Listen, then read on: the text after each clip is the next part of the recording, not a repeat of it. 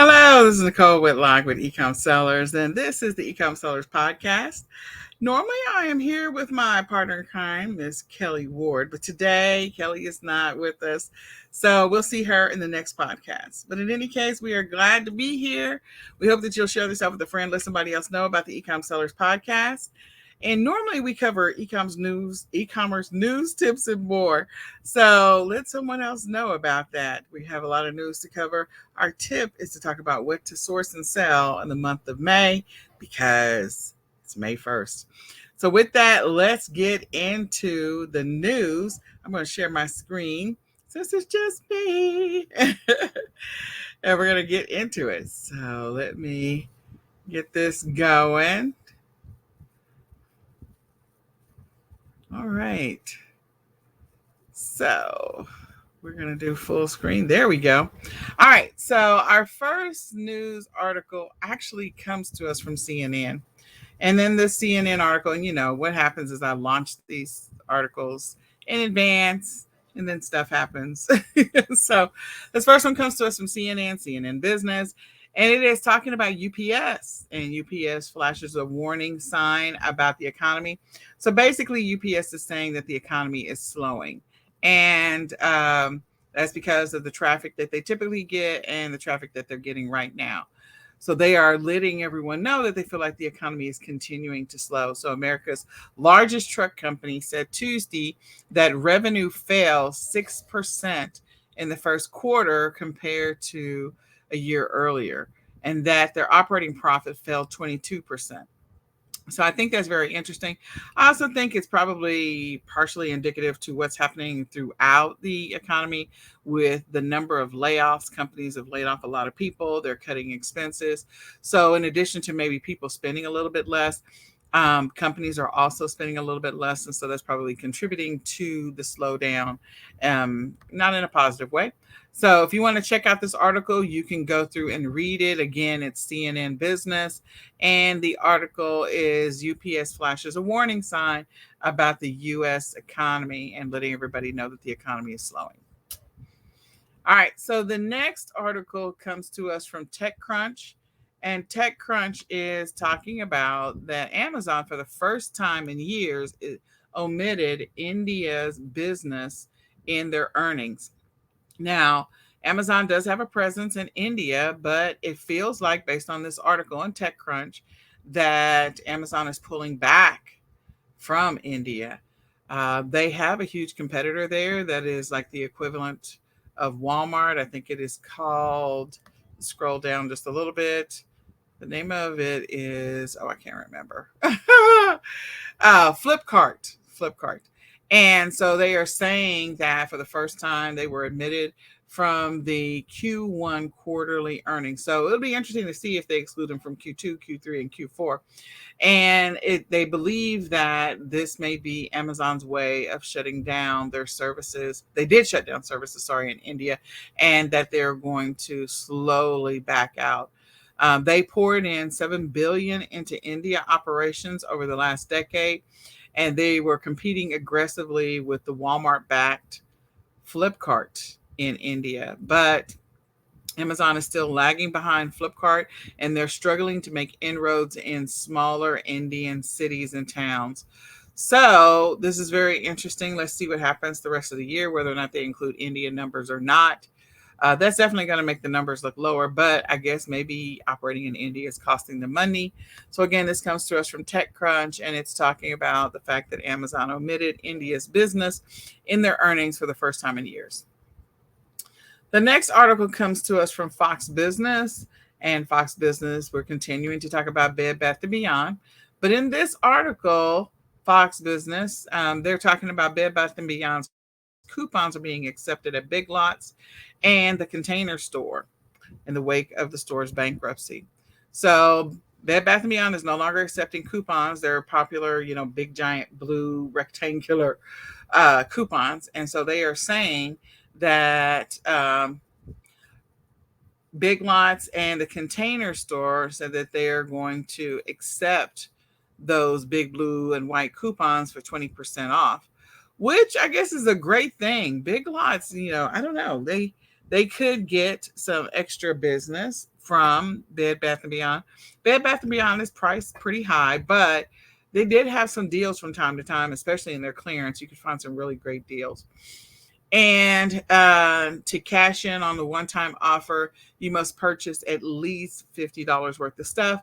So if you want to take your big giant blue Bed Bath & Beyond coupons over to Big Lots or the Container Store, they're going to honor those, which is absolutely awesome. And I know that you can find some really good deals at Big Lots. That's the reason why, if you're a reseller, I would recommend you take advantage of this deal. I think that's totally awesome.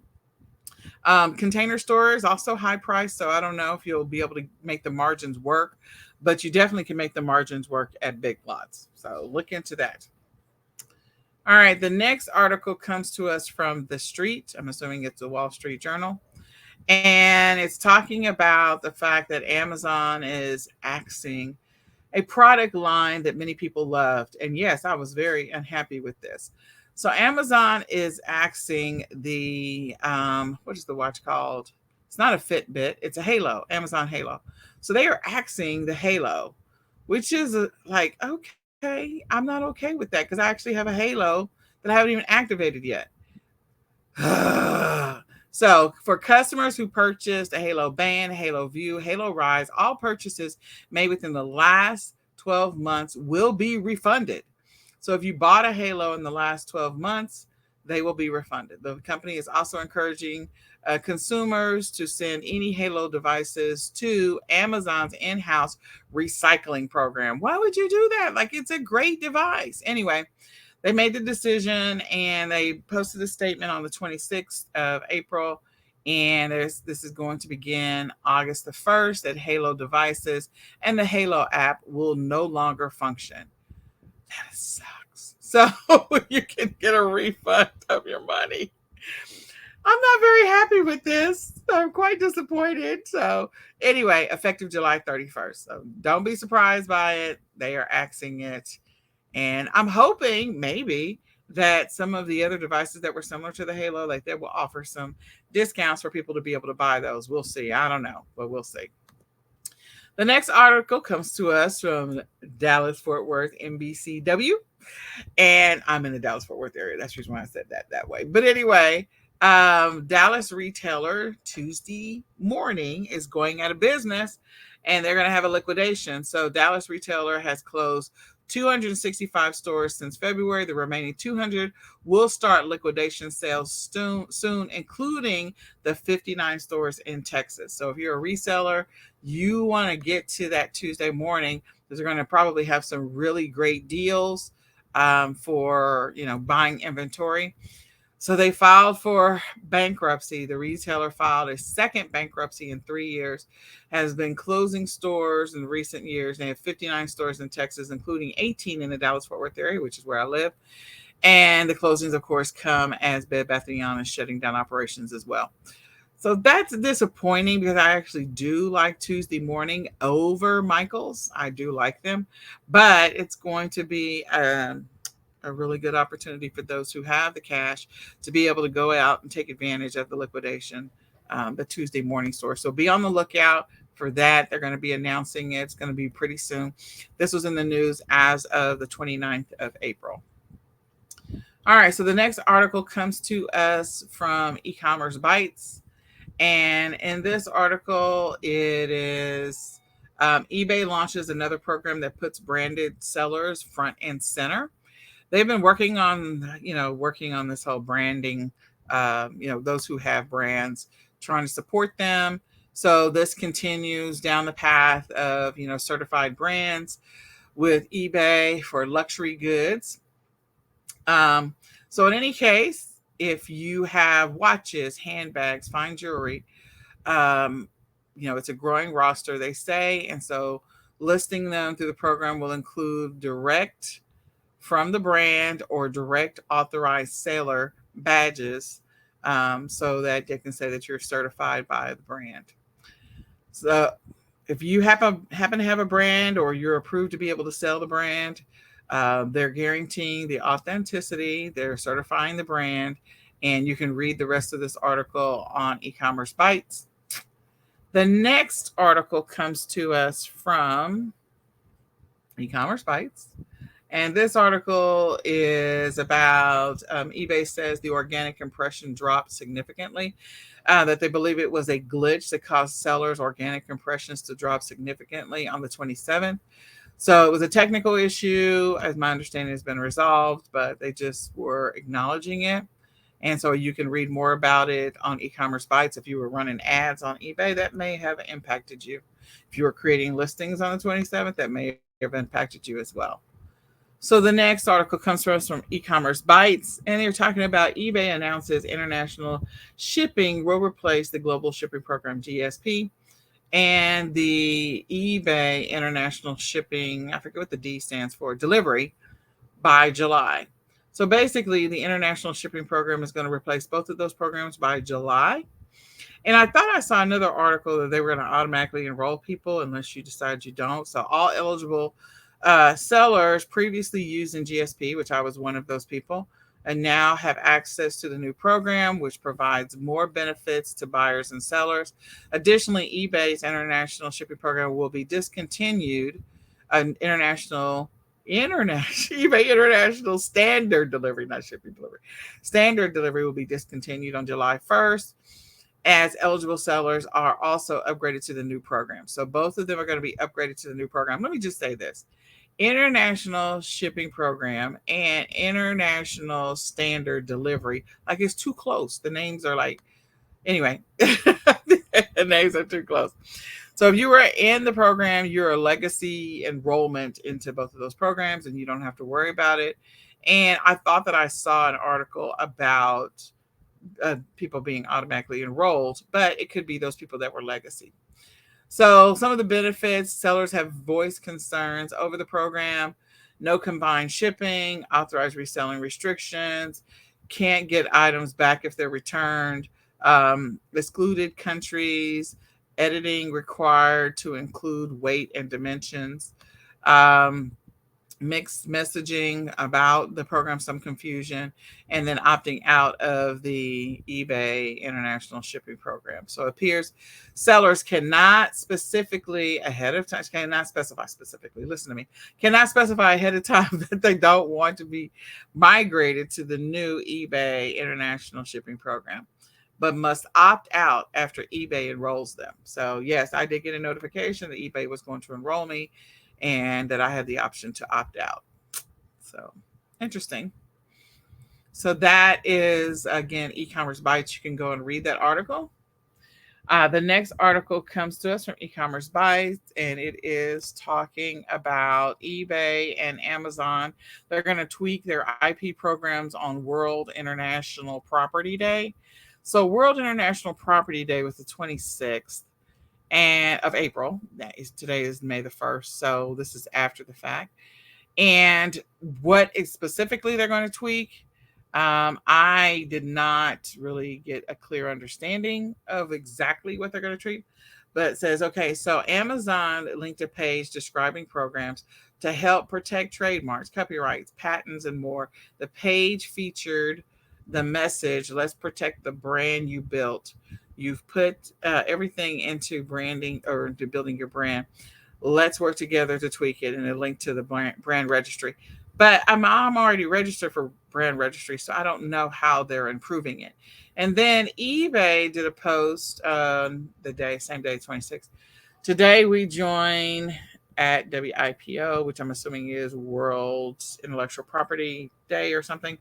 In celebrating the World Intellectual Property Day, eBay works hard to protect intellectual property rights and encourages the use of the Vero program to report. Please learn more here. So I don't know how they were improving it, but anyway, if you're able to discern that, write down in the comments which you were able to discern, because I'm not seeing that they are, they tweeted about the programs. That's it. That's all that I really saw. Okay. The next one comes to us from Digital Commerce 360. And this article is about Amazon sales. And so Amazon revenue rises 9%. In Q1, e-commerce sales fall slightly year over year. So I think this is really interesting. Revenue rose 9% in Q1. But we also read an article on, I think it was TechCrunch, that Amazon excluded India from its numbers. So I don't know how they account for that or reconcile that. And that e-commerce numbers fell slightly year over year. Again, I think people are buying the necessities, and so I think that's the reason why there may have been may have fallen. I don't know if they mention anywhere in here about specifically that Amazon excluded India from its numbers for Q1 or not. You know, Amazon has all of these other things that they offer, including web services. So I'm assuming that, yeah, web services is continuing, and that may be the one thing that is keeping them afloat is all of the web services work that they're doing. Okay, the next article comes to us from Digital 360, Digital Commerce 360. And this article is which retailers will benefit from Bed Bath & Beyond's demise, which is so sad. Like, that is a really sad article. Which retailers are going to benefit from Bed Bath & Beyond going under? Anyway, so I think there probably will be some companies, now that I say this, that will benefit from it. But, you know, they were talking about, before we talked about Big Lots probably going to be driving some organic traffic. Amazon's going to continue to do well when Bed Bath & Beyond leaves. So will Walmart and Target. Those are facts. Like, they're going to continue to do well. So I think, you know, a little bit of traffic is going to be driven to Big Lots because of the fact that they're accepting the coupons, but that's got to get some traction. That's got to be out there in the ether to indicate that, hey, we're going to get some traction. Because, you know, Big Lots has never been a real big competitor. So where will shoppers go instead? They're saying the shoppers are going to go to Amazon, Target, Walmart, Home Goods, At Home, Macy's, Wayfair, Crate and Barrel, Williams-Sonoma, Overstock, and Nordstrom's. Interesting. So that's where they're saying that buyers are going to go instead. So if there are items that you know or you've heard of, or that you've done the research, or that you follow, that you were sourcing from Big Lots, not Big Lots, Bed Bath & Beyond, I would definitely connect with that manufacturer and see if you can get a wholesale account or any licensed distributor and go put those bad boys up on Amazon. You can also do affiliate marketing with Target. You can get items listed on Target. Target takes a little bit to be a seller on their platform, but Walmart, you can definitely list them on Walmart. So if you're not doing that, and if you previously sourced from Bed Bath & Beyond, this is a great opportunity for you to get that wholesale account that you've been dragging your feet on and go sell on Amazon or Walmart. Okay. So again, this comes to us from Digital Commerce. Check out the article. It might be helpful to you. All right. So this next article comes to us from eCommerce Times, and they are talking about younger shoppers expect easy digital payment and service options. I thought this was an interesting article. This may or may not be helpful to you, depending on the products that you sell. If you're a private label seller and you're selling to Gen Y, Gen Z, or millennials, then this may be some insight for you. So, and also if you have a Shopify store, like, this might be some insight for you. Basically, they're saying, you know, Gen Z, Gen Y, they don't want to go through a bunch of the verification processes, which I hate the verification processes right now. I know it's for my own good. I do know it's for my own good because there's a lot of scammers out there and there's a lot of people that are hacking into stuff. But oh my goodness, just to do one transaction, like, it takes you can't do anything fast anymore.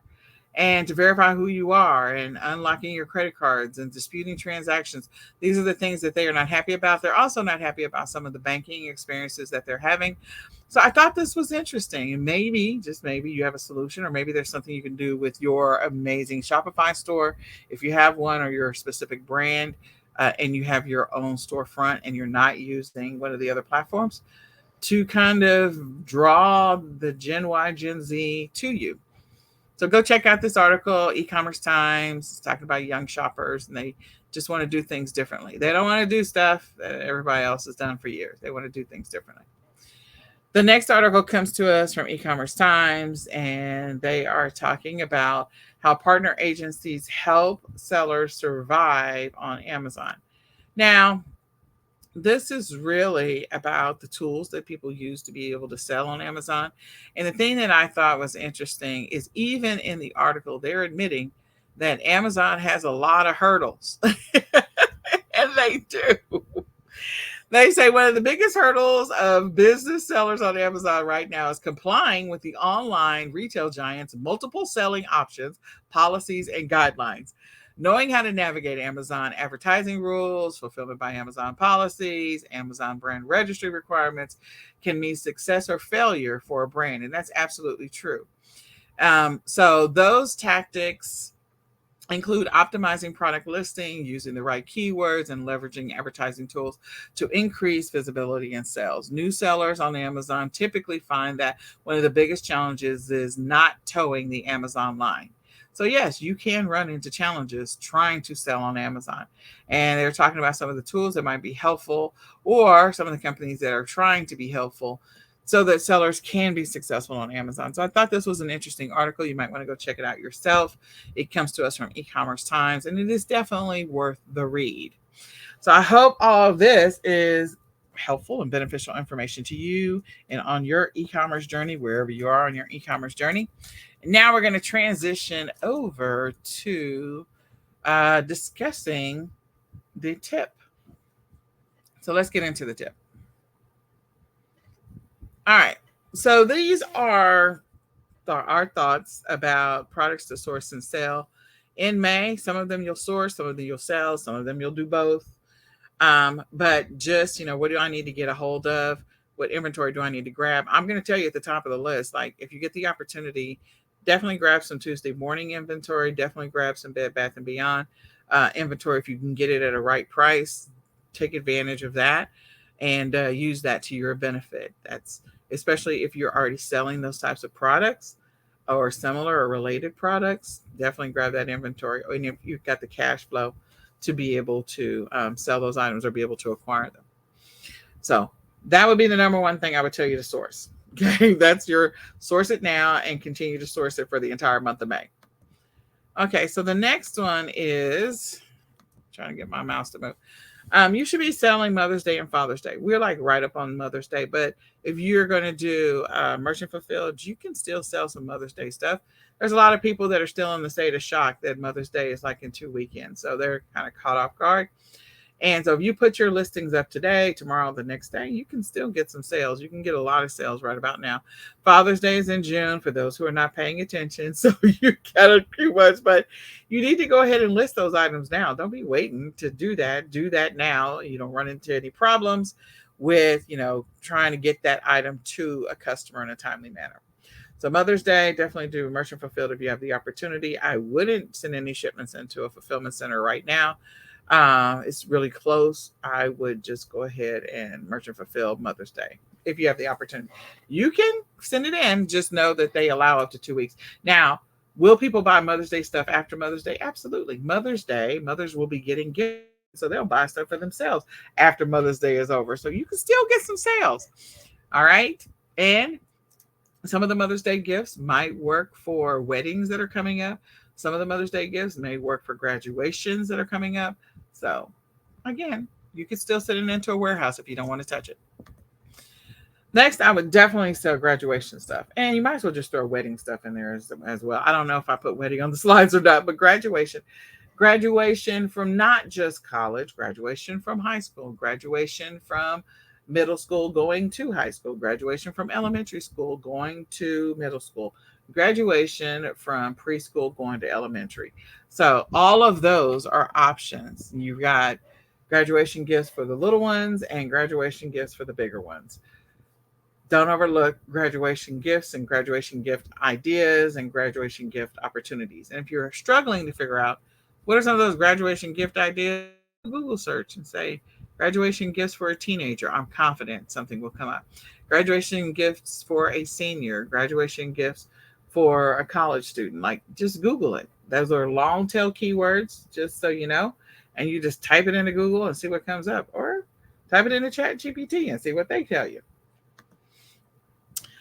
You should be selling indoor and outdoor activities. So summer indoor activities like board games or things that you can do, play with solo, like STEM games and things like that, or play with other kids in your neighborhood if you don't want to be outside in the heat. Next is outdoor. So there's going to be parents that are going to be sending their kids off to camp. They're going to need like a life vest, or they might need some, off repellent or citronella candles, or new shorts and t-shirts and swimwear, or other things that might be helpful for outdoors, depending on which camp or activity they're going to participate in. So indoor activities for kids and for adults, outdoor activities for kids and for adults. So keep that in mind, like the little canisters to keep water in, so keep it from getting hot. You should be selling learning and educational toys or activities for independent or group. So I mentioned that indirectly before, like things that kids can do by themselves, like little STEM kits. There's a whole subscription thing going on with STEM kits. And then those that are not STEM kits, like it's just an activity kit for a single child to do on their own, or something to do with friends, or things that people can do together. So anything that is learning or educational related, parents don't want their kids to regress over the summer. Typically, I would sort of buy these things, source them in March, and list them in April, and let them continue to sell April, May, and June. So you can, again, you still have time. It is May, it's early May. So jump on the bandwagon, get your listings up as quickly as possible on the different platforms in which you're selling on. These things will fly off the shelf. Okay, you can sell things for a dorm or apartment, or for people that are moving. In the summertime, people move. They move out of their dorm. Maybe they graduated from college, and so they're going to move out and go move into an apartment. There are kids that are graduating from high school, going into college, so they need stuff for their dorm. There are people that are, buying a new apartment, or not buying, but renting a new apartment, or maybe buying a new condo. But there's some moving activity that happens. A lot of moving happens.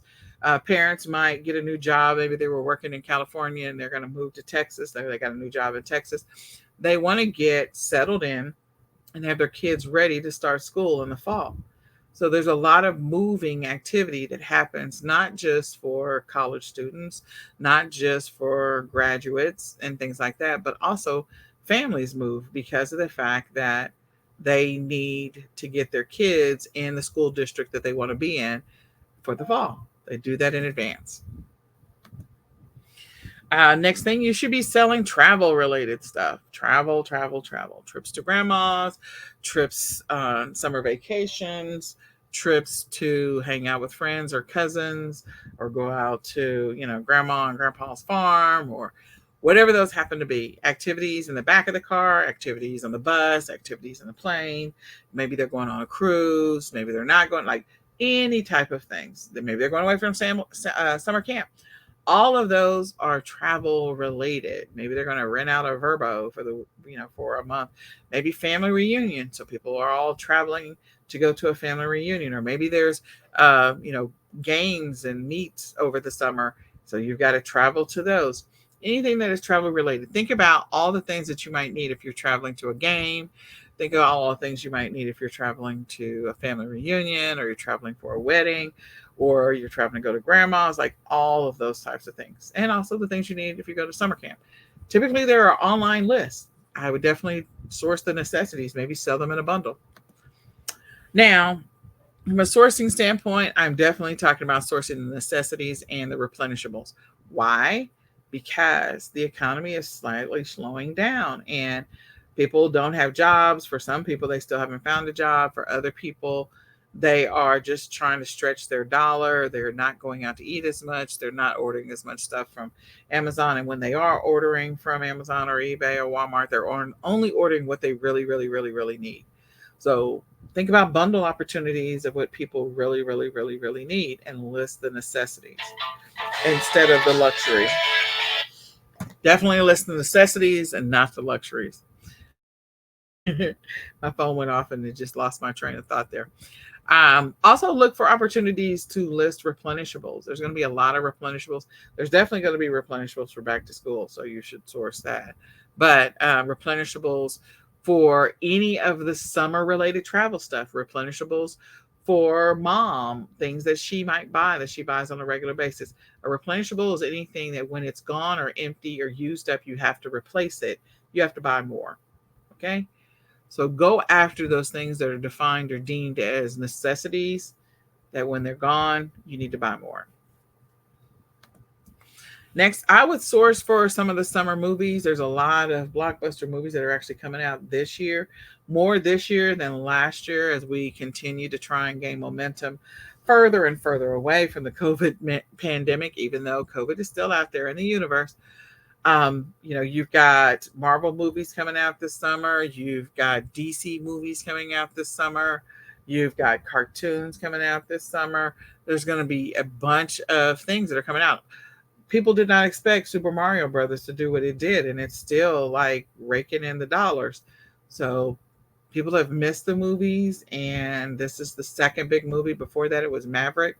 That is getting a lot of buzz. I mean, more so than Black Panther. Like, there's a bunch of movies that are coming out. So source for those, because whatever you source for, whatever the movies are, there's going to be back to school stuff for those things, and Halloween costumes and Christmas gifts. So keep all of that in mind. Start sourcing for that stuff now. Source for July, August, and September. Right now, we are in second quarter. And so my rule of thought is when you're in second quarter, source for third quarter. When you're in third quarter, source for fourth quarter. When you're in the spring, source for the summer. When you're in the summer, source for the fall. So always a 3-month window that's in advance. You should be sourcing for July, August, and September, because you're going to be able to find those things, get them listed, and keep in mind, again, replenishables, replaceables, consumables, any of those things, the necessities that people are going to need. What do people need in July or August or September? Or what do they most commonly buy that they have to buy more of? So there's some form of entertaining that's definitely going to be happening in July and September, because you've got 4th of July and then you also have Labor Day. Both of those are red, white, and blue. Memorial Day, you're going to have red, white, and blue.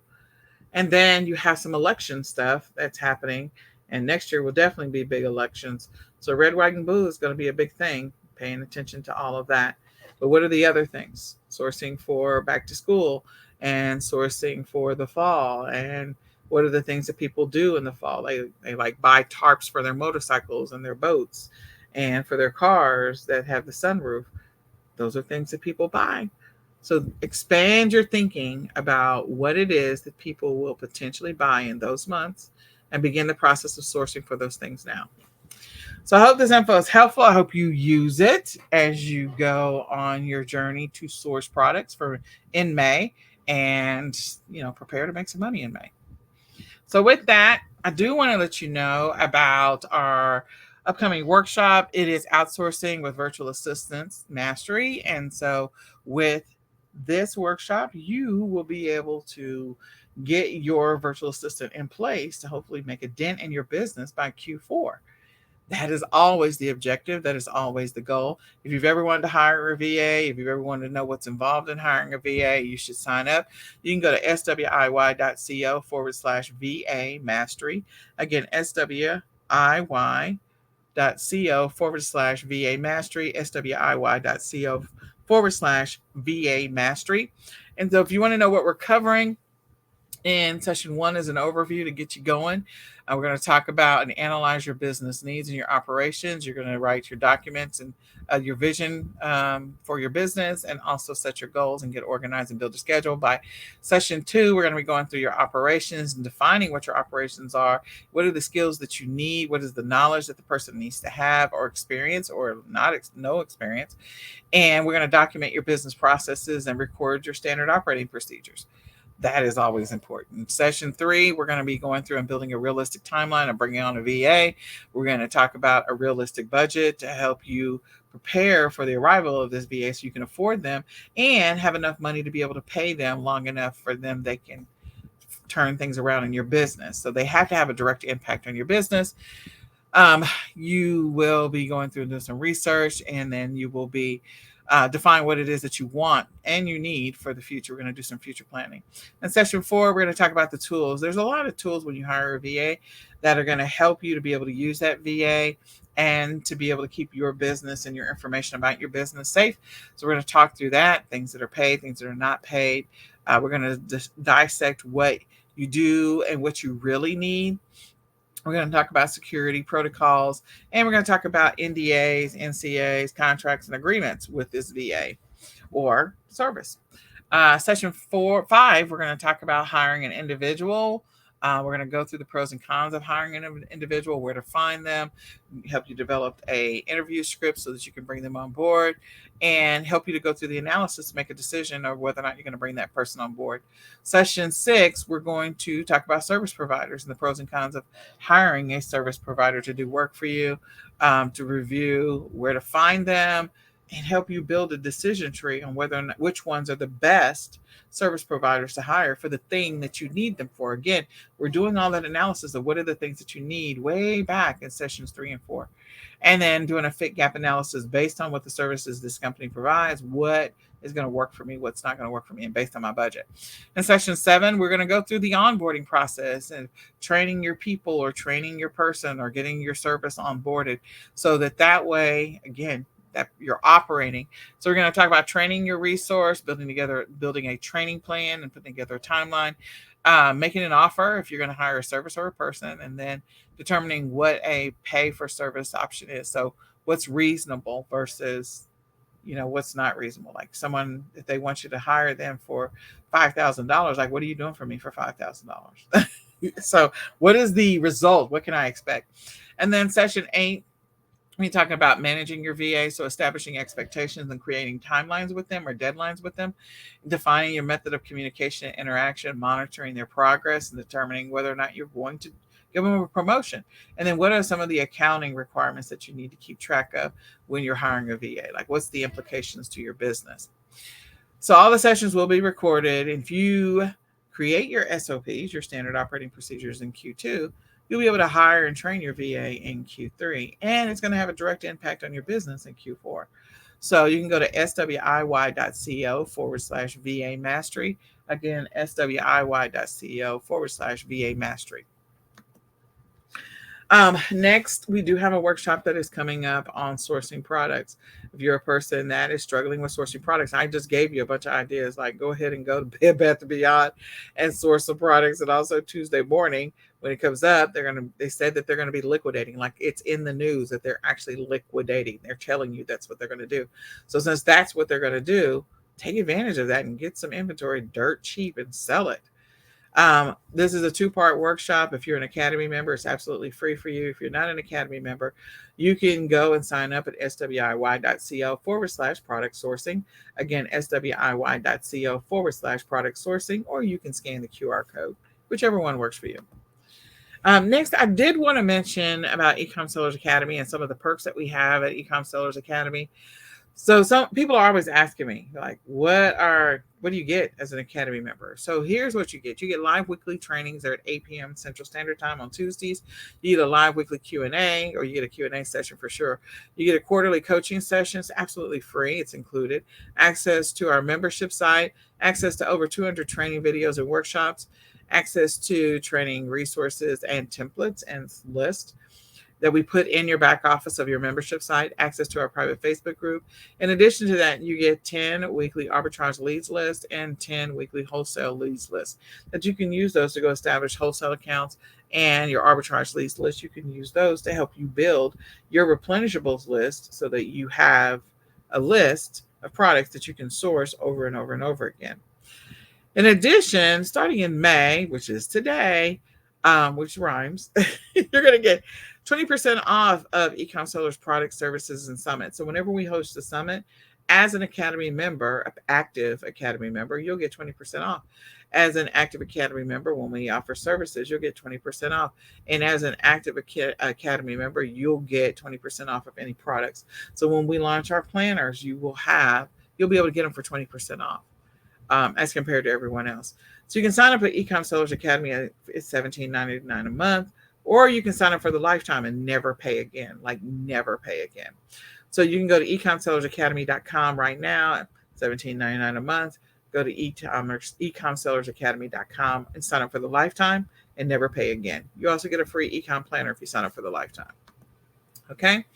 So this is what's coming up for eCom Sellers Academy and also Mastery in the month of May. So today we have our podcast.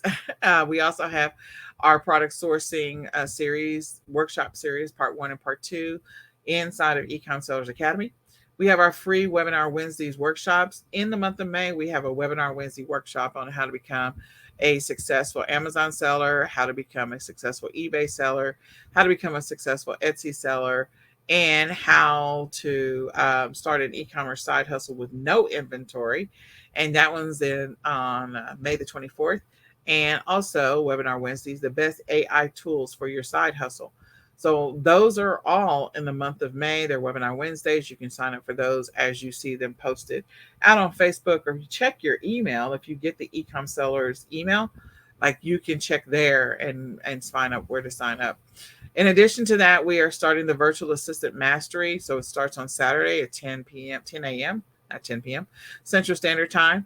And so that is going to be every Saturday for the month of May and every Saturday for the month of June. And then we're done. That gets you all 8 of your workshops. Again, this is your opportunity to bring on a VA before you get into Q4. So I don't know why you wouldn't do it. And then last but not least, we have other workshops that are happening inside of eCom Sellers Academy for Academy only members, besides the product sourcing workshops that are coming up. We also have the selling on Etsy workshops that are coming up in the month of May. And we also we're continuing our print on demand mastery. We will continue print on demand mastery into June, where the final session, which is session 11, will be in June. So print on demand mastery is paid. So is your virtual assistant training. That one's also a paid workshop. And the other workshops are absolutely free if you're an Academy member, or if you want to sign up for the free workshop, they're just free. All right. Well, I hope this is helpful. I hope someone will sign up for eCom Sellers Academy. And if you have any questions, you can definitely come back and we can talk about your business, talk about where you are in your e-commerce journey. So again, my name is Nicole Whitlock. This is the eCom Sellers Podcast. We do this every Monday, 6 p.m. Central Standard Time. So hopefully you will tune in again. Share this out with a friend. Let somebody else know about eCom Sellers Podcast. And with that, hopefully next week, Kelly will be back. We will say goodbye for now. All these warnings and alarms going off. We'll say goodbye for now. Bye, guys. Good to see ya.